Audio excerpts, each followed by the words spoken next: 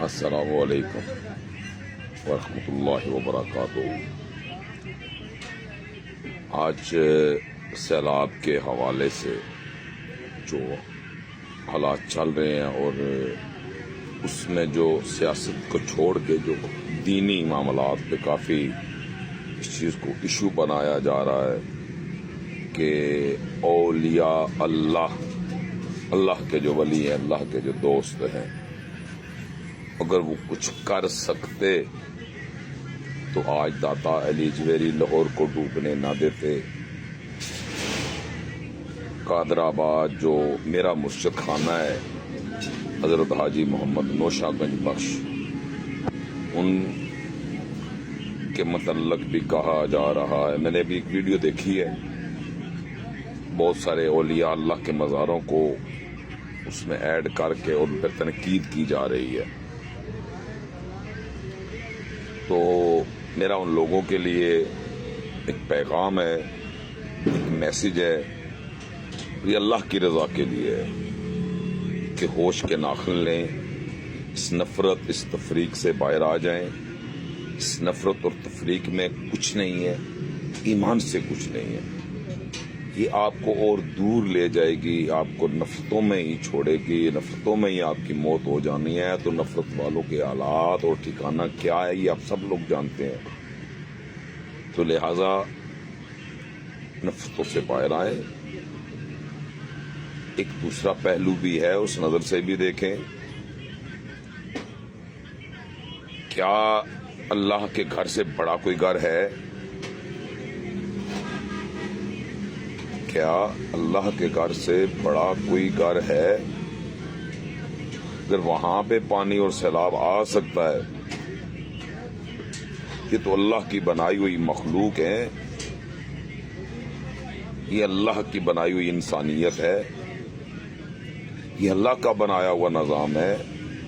جب اللہ راضی ہے اپنے گھر میں، تو ہم کسی کے گھر پہ کون ہے جو انگلی اٹھائیں؟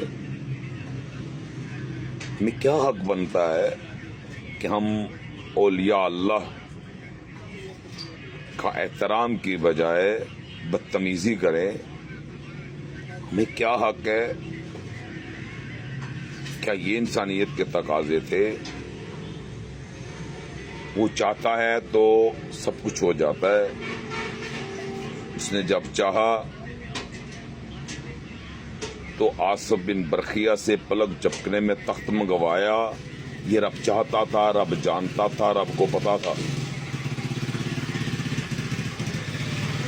ہم ایک اللہ کے ماننے والے ہیں، اور یہ جو نظام ہے، یہ جو چل رہا ہے آدم علیہ السلام سے لے کر آج تک، اور اللہ کا شکر الحمدللہ آج تک، اور آج سے لے کے قیامت تک کے لیے جو نظام بنایا ہے اللہ نے، کیا کوئی مغل ہو سکا ہے اس میں؟ صفائے نفرتیں بکھیرنے کے کیا ملا ہے؟ آج امت ٹکڑوں میں بٹی ہوئی ہے۔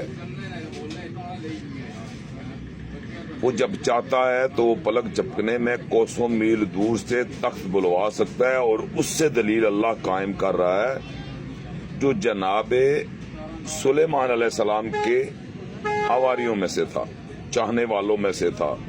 ان کی جیسے ہم نبی کی امتی ہیں ویسے وہ بھی تھا، اس سے اللہ نے پلک جھپکنے میں تخت منگوایا، اور میرے اور آپ کے لیے اللہ دلیلیں قائم کر رہا ہے، تمام امتوں سے افضل امت بنایا۔ تو اپنی فکر اور اپنی سوچ تو پہلے بہتر کریں۔ عذاب کب آتا ہے؟ تکلیفیں کب آتی ہیں؟ یہ پریشانیاں یہ کب آتی ہیں؟ جب دین سے دوری ہوتی ہے، اور آج دین سے ہم اتنے دور بیٹھے ہیں کہ آپ کی سوچ نہیں ہے۔ ہم اللہ کے نظام کو ماننے سے قاصر ہیں، کہتے ہیں اللہ کا نظام ٹھیک ہے، لیکن مانتے عمل نہیں کر رہے اس کے اوپر۔ اپنے آپ کو عملی جامہ پہنائیں۔ آقا دو جہاں محمد مصطفیٰ صلی اللہ علیہ وآلہ وسلم کی جو زندگی تھی، اس میں خیر تھی، انہوں نے اپنے گھر کو عبادت گاہ بنایا اور وہاں پہ رحمتوں کا نزول ہے، رحمت کے فرشتوں کا نزول ہے وہاں پہ، اور ہر وقت ہوتا ہے. وہ نوکر ہے میرے نبی کے. یہ بڑی بات چبھتی ہے سب کو. وہ بھائی جب اللہ نے فرشتوں سے آدم کو سجدہ کروایا وہ جائز، اور جس سے سجدہ کروایا جائے، اب دیکھیں نا ہم سجدہ کس کو کرتے ہیں؟ وحدہ لا شریک اللہ کی ذات کو. کیا ہم کسی بت کو سجدہ کرتے ہیں، کسی خدا کو سجدہ کرتے ہیں؟ نہیں، کیونکہ اللہ نے گھر سے دلیل قائم کی کہ اگر دوسرا سجدہ جائز ہوتا تو میں مزاج کو حکم دیتا وہ اپنے خدا کو سجدہ کرتی. حکم نہیں ہے، سجدے کا حکم نہیں ہے. اللہ نے خدائی بنائی ہے اور ہم خدا ہیں، مزاج کے ہیں، اور انہی کے ہم خدا ہیں جو ہمارے اختیار میں ہیں، جو ہمیں سونپی گئی ہیں بشکل عورت. تو ہم نے اللہ کے نظام کو چلانا تھا، اس میں خوبصورتی لانی تھی، اس میں نکھار لانا تھا، اس میں خوشبو لانی تھی، لیکن ہم نے خوشبو نہیں لائی، نکھار نہیں لایا، اس کو جوڑا نہیں، ٹکڑوں میں تفریق کر دیا. اور نفرت، پھولوں کی جگہ وہ جو خوبصورتی تھی، وہ جو باغ تھے، وہ جو جنت تھی، یہ سب جنت کے راستے تھے. لیکن ہم نے کیا کیا؟ ہم نے اللہ کی ایک نہیں مان رہے، عملاً ایک نہیں مان رہے. عذاب تو آنا ہے میرے بھائیو. چند روز پہلے پتھروں کا سیلاب آیا، یہاں تو پھر مہربانی ہے، ابھی سیلاب پانی والا آیا ہے، پتھروں والا نہیں آیا. اللہ کے سے ڈریں، اللہ کے خوف سے ڈریں، شرک مت کریں. یہ سب اسی کی کارسازی ہے. کیا اللہ کی مرضی کے بغیر کوئی کام ہو سکتا ہے؟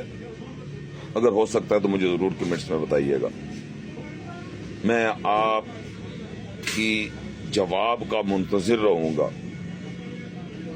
چھوڑے اس نفرت کو، چھوڑے اس تفریق کو. اللہ کے ولی جب میں آپ کو ایک چھوٹی سی بات بتا دیتا ہوں. میں ایک دل میں امید لے کے حضور گنج بخش کے حضرت حاجی محمد نوشہ گنج بخش رحمۃ اللہ تعالی علیہ کے، تو جب میں واپس گھر لوٹا، میں اللہ کو وحدہ لا شریک کو گواہ بنا کے آپ سے بات کر رہا ہوں. جب میں وہاں سے لوٹا تو میں نے دروازے میں قدم رکھا تو میری ماں، میری والدہ میرے سامنے بیٹھی ہوئی تھی. میں جب ان ہوا تو مجھے بولتے ہیں مبارک ہو. ماشاء اللہ جیسا گھر آیا، اور آگے سے سب سے بڑی جو بات میری ماں مجھ سے کہہ رہی ہے، بیٹا تمہیں مبارک ہو، جو تمہارا کام تھا وہ اللہ نے کر دیا. میں نے بولا میں نے اللہ سے ہی کام کروایا ہے، اللہ ہی کام کرنے والا ہے، لیکن ان کو بیچ میں ڈال کر کروایا ہے، ان کو میں نے گواہ بنایا ہے، وہ میرے وٹنس بنے ہیں. میں گیا ان کے پاس چل کر، یہ دلیل ہے اس بات کی. میں نے دل میں ڈیمانڈ رکھی، کثرت رکھی، خواہش رکھی کہ یہ والا میرا کام ہو جائے. اللہ تو میں جن کے پاس آیا ہوں ان کے صدقے میرا یہ کام کر دے. کرنا اللہ کی ذات نے ہے. لیکن ایک اور مزے کی بات بتا دوں، جب بات میرے اور آپ کے نبی کی آتی ہے نا، تو اللہ نے سب اختیاریاں اور مختاریاں انہی کو دی ہوئی ہیں، چاہے وہ جنت کی ہیں چاہے وہ دنیا کی ہیں.